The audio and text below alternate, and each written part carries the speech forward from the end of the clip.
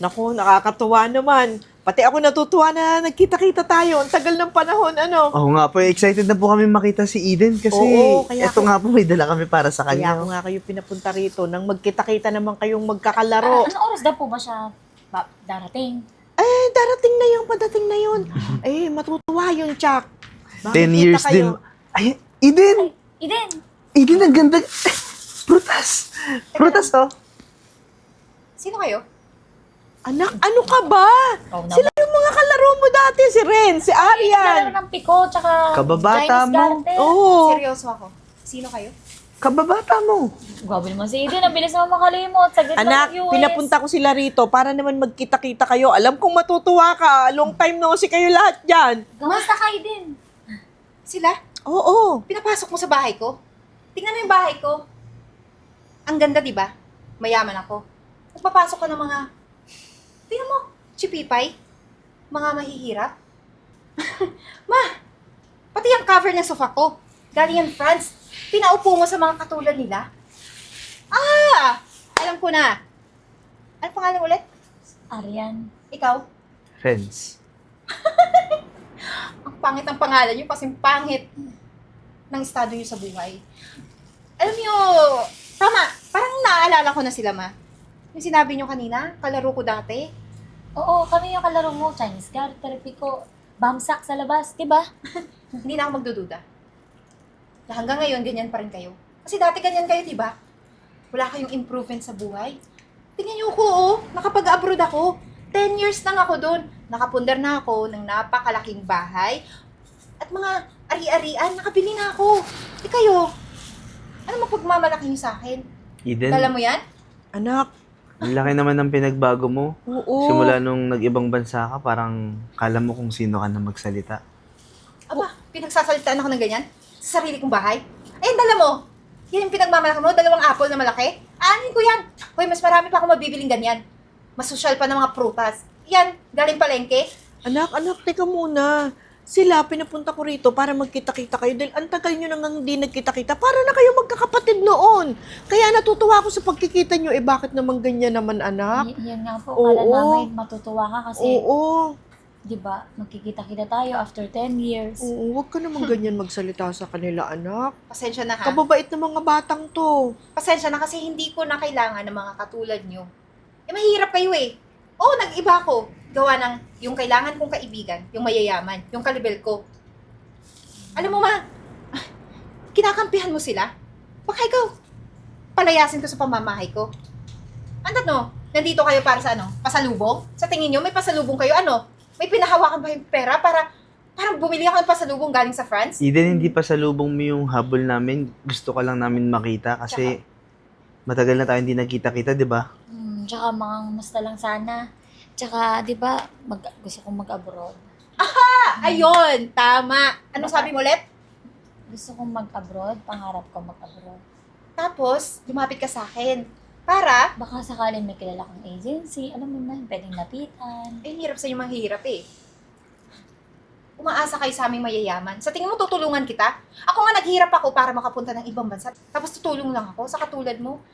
Hoy, manigas ka dyan. Mawawala lang kayo sa mundo na ganyan lang yung estado yung sa buhay. Kaya kung ako sa inyo umalis kayo, o di kaya, pwede naman akong tumawag ng pulis. Kasi bibigyan ko lang naman ng pera yung pulis, gagawan ko yun ng kwento. Maniniwala sa akin. Oo naman, anak. Huwag naman aabot sa ganun. Ah, hindi po. Nakakahiya tuloy sa Ito mga po, to. Aling Gina, sa Kinumbida- inyo na lang po yung apple. Alis na lang po Naku, kami. maraming salamat. Ito, yan. Basura nyo yan, di ba? Huwag nyo ibigay sa amin. Ano ba? Mayaman na tayo. Kailangan iba na yung dating mo. Hindi yung ganyan na mukha ka parang squatter. Hindi ka talaga nagsasawa sa pagkamahirap, no? Hindi naman sa ganun, Eden, pero hindi mo naman dapat sila tarinatong Hindi ganito. po, Aling Gina, ayos na po. Alis na po Kaya kami ni naman, Arian. Ako yung humihingi ng pasensya sa inyong dalawa, ha. Hindi ko akalain na aabot sa ganito. Pasensya na kayo Aling talaga. Gina, wala po kayong dapat ikapasensya. Tsaka, Eden, sana yumamang ka palalo. Salamat po. Una na kami. Basta kayo. ha. Tara, Arian. Pasensya na kayo. Michael, ha, sa susunod, huwag ka magpapapasok ng kahit na sino dito. Dapat alam ko kasi bahay ko to. Rumispeto ka sa akin. Pero alam mo, anak, kahit ako, nagtaka bakit naging ganyan ang pag-uugali mo. Hindi naman kumot yumamang ka, mag-iiba na yung pag-uugali mo. Wala akong pakialam. At lalong-lalo na, wala kang pakialam.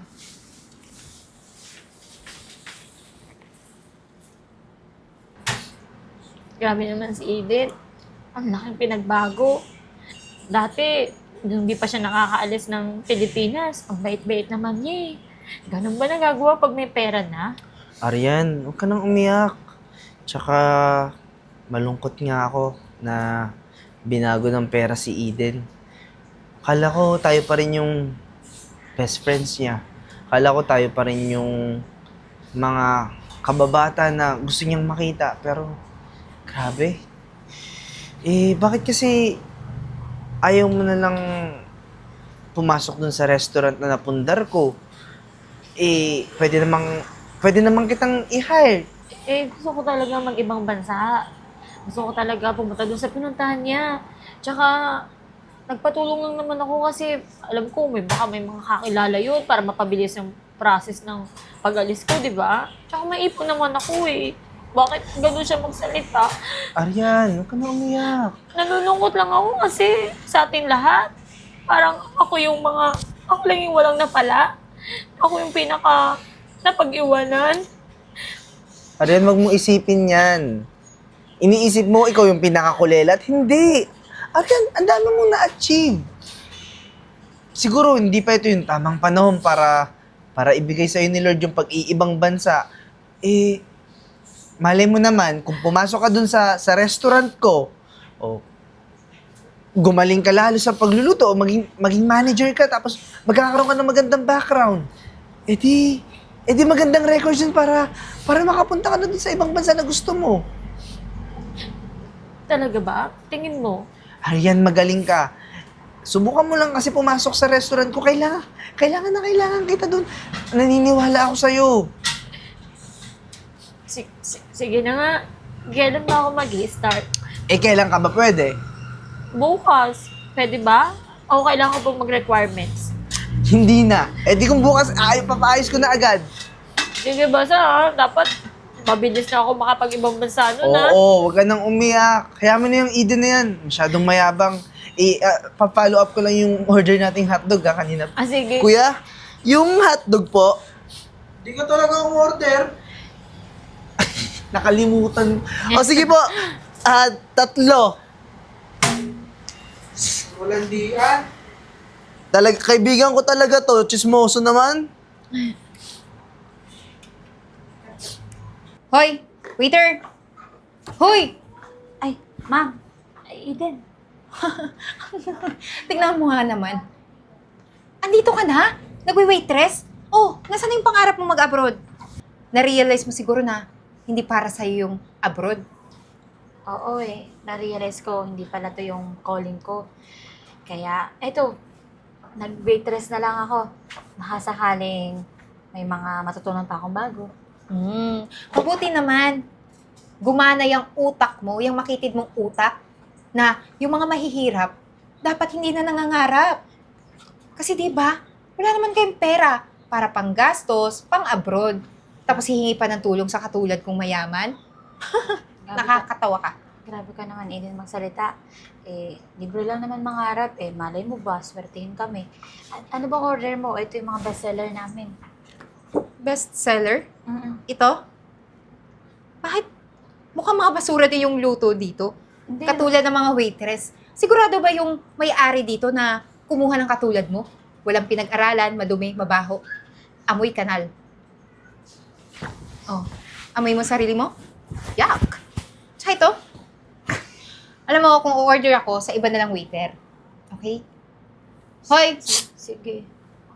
Tumahimik ka dyan. Hoy! Bingi ka ba? Lumapit ka nga sa akin dito. Teka lang. Eden, ikaw pala. Ang bihira. Nagsama talaga kayong dalawa? Dito? Mukha namang okay tong restaurant. Pero nang dahil sa mga gaya nyo nandito, nang mukha na rin si Pipa itong restaurant. Ang babaho. Talaga ba, Eden? 10 years ka lang nandun sa US, nagbago na yung ugali mo. Di mo na kami kilala? Kababata mo kami? Alam mo, wala akong pakialam sa inyo eh. Kaano-ano ko ba kayo? Kung magkaibigan tayo dati yun. Hindi na ngayon. Kasi wala na akong kaibigan na mahihirap. Makikitid yung utak. Hindi gumagana. Di katulad ko, madiskarte. Kayo, oh, alam niyo, nawala yung gana ko. Pasensya na ha, malulugi tong restaurant na to dahil sa inyo. Wala na kayong pag-asa sa buhay, kaya kung ako sa inyo, mag-resign na kayo dito. Naku, huwag mo nang pansinin yun. Babae yan, kulang sa research. Ikaw, huwag mo na rin pansinin yun. Hayaan mo na. Tara na. Mrs. Castro, pasensya na po, wala pa po talaga akong pera, pero pag nagkataon na makahanap ako ng pagkakautangan, ibabayad ko po agad sa inyo. Pasensya na po talaga. Opo, naiintindihan ko na po eh. Sige po, Mrs. Castro, hanap na po ako ng pera. Gagawin ko. Dami ko ng utang. Miss Eden Haruela, inaaresto kita sa salang stapa. Marami na nagre-reklamo sa'yo. Sumama ka na lang sa akin. Sir, teka lang! Ano? Istama! Sir! Sir, bitawan mo ako! Anong nangyayari? Ma, tulungan Ma'am, mo ako! ito po yung warrant of arrest ni Miss Haruela. Diyos ko. Sir, baka naman pwedeng pag-usapan natin to. Huwag mo naman dalhin yung anak ko, sir. Ma, gumawa ka ng paraan, ma. Parang awa mo na. Alam ko nalulung ako sa sugal, pero parang awa mo na. Pasensya na ho. Ginagawa ko lang ho yung trabaho ko. Kung gusto niyo po, sumunod na lang po kayo sa presinto. Sir, Sir, Paano parang to, awa anak niyo ko? na. Magbabayad naman ako eh. Hindi naman ako tatakas eh. Pasensya na ho, ma'am. Dadalhin ko na lang siya sa presinto. Sumunod na lang po kayo. Ma, ayoko makulong. anak, sige, susunod ako. Gagawa ka ng paraan.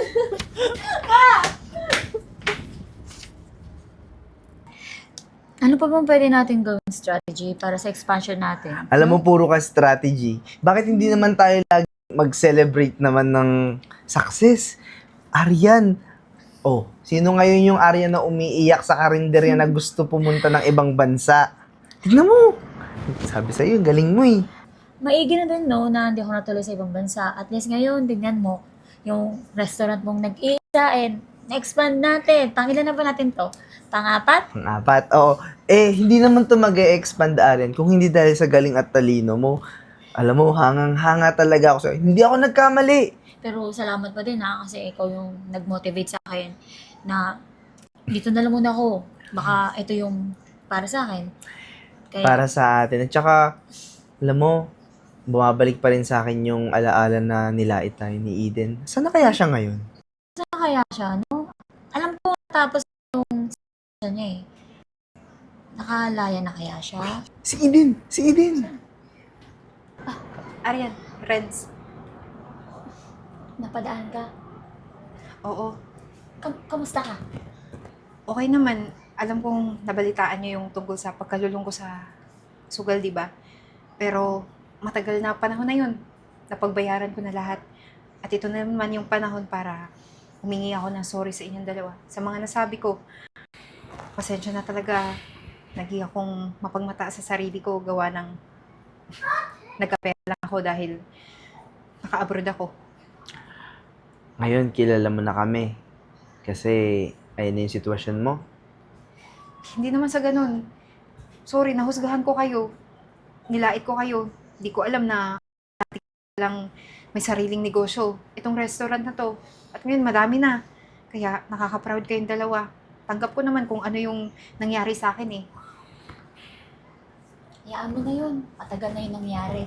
Hindi naman. Medyo nagtampo kami kasi syempre, sabay tayong lumaki. Sabay pa nga tayong naliligo. Tapos, biglang di mo na kami agad kilala. Sorry Pero, talaga.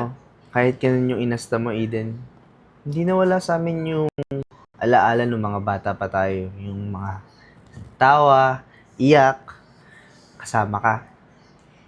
Pero, mapapatawad niyo ba ako? Yun lang naman yung gusto kong marinig. Pero Yun kung lang hindi- din yung gusto naming marinig. Yung pag Humingi ka ng sorry. Oo naman. Iba ka pa ba? Hindi ka naman iba sa amin. Parang kakapatid na tayo. Iba-iba nga lang nanay natin. Ibig sabihin, bati na tayo ulit? Friends na tayo ulit? Oo naman. Ito talaga. Naiba taya. Small. Aryan, dahil nag-expand naman na yung business natin, si Eden. Gusto mo bang makisosyo sa amin or any ideas na pwede mong share? Oo Kasi naman. nag-expand kami eh. Siyempre naman, wala yung problema. At nagbago na talaga ako. Promise, hindi na ako ganun ka sakim o garapal sa pera. Tsaka, huwag ka na magsusugal ulit, ah. Promise ko yan. Oh, tara, kain tayo. Tara, sige. Umupo ka dyan. Kuha ko pagkain doon.